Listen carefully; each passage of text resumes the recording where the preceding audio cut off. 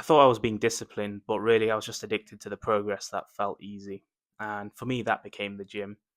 So a couple of years back, I was studying for my final accountancy paper.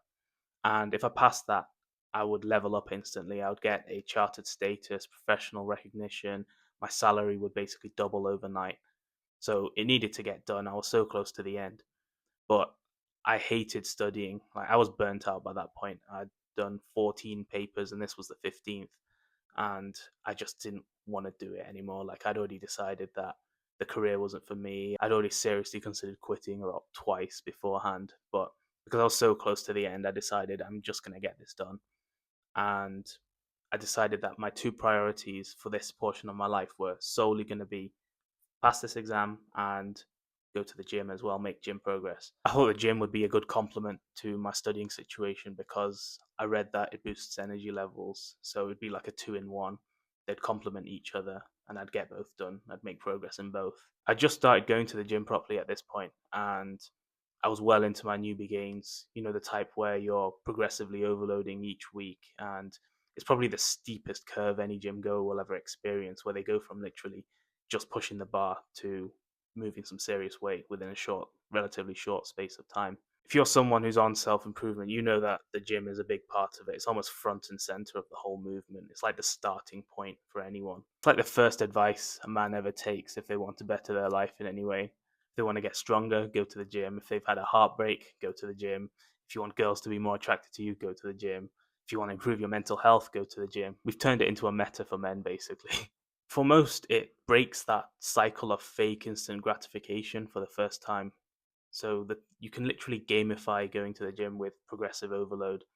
Every week you can improve in some way and directly replace that bad dopamine that you were getting from video games or bad content and apply it in the gym. So that's why I think it's a really good starting point for anyone. But once the habit forms, you actually enjoy going. Like I don't know any guy who hates going to the gym. The only day I don't like going is leg day, and that's the time I need some discipline to go. But other than that, I'm more than happy to go. Like it's fun. Sometimes that'll even be the highlight of my day. But here's the issue: when it comes to habits and your daily life, the human mind will always pick the path of least resistance, as in what's easiest to do out of options. So if you go back to my situation where I've given myself two priorities: pass this exam, go to the gym.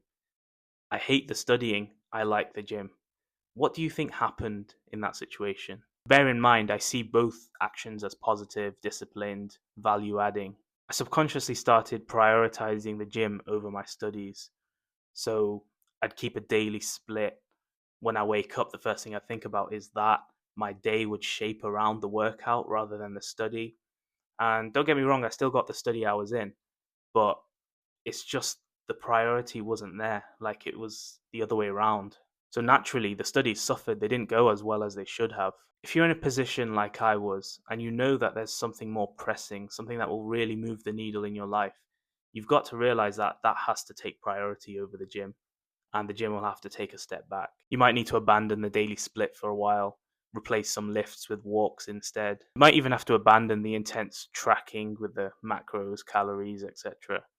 Because let's be honest, that takes a lot of effort. And if you've got another priority pressing, like you don't want to use up the brain points on bodybuilding when you've got that priority. And here's the other thing: the gym won't just save you from other factors limiting your progress. So if we take my situation right now, like I would benefit more from dialing in on my diet than actual workout splits and programs. That would move the needle more for me in this moment because I need to shift some pounds basically. Not to mention that your gains will be trash if you don't even sleep properly or hydrate properly. So the gym's not just the cure all for everything. So what point am I actually making here? Because it sounds like I'm trashing the best habit anyone possibly could have. It's that in life priorities always shift, so you need to be able to adapt to that. Sometimes you need to go full focus mode in other priorities in life, ones that will really move the needle, and things like bodybuilding will naturally have to take a backseat. Maybe you're in a similar situation I was in, where you've got a final paper and you just need a few months to focus on that and then you can forget it forever. Or maybe you're building a business and it's really gaining momentum and you need to put everything you have into that instead of distracting yourself with bodybuilding. In my situation, I just needed a couple of months of focused study to really transform my life, my career, my finances. And I came this close to squandering it because I was obsessing with bodybuilding. The dopamine was better, it was more fun, the progress was more easy to see. I thought it was productive. It was just my brain coping into thinking I was helping my situation when really I wasn't. And that's what it can turn into if you're not careful. Just cope or productive procrastination. You think you're doing the disciplined action, but really your priorities are not right. And if you want a final bit of proof that working out isn't just the cure all for all and that other priorities are important if you really want to make change, let's look at DJ Khaled as an example. How long has he been working out for? I remember seeing his snaps for like the last 10 years. He's been working out forever. Has he lost any weight? And I just remember this one video where he's eating like a hamburger off the barbecue. He's loving it and he's like, I'm going to take 4 more of these.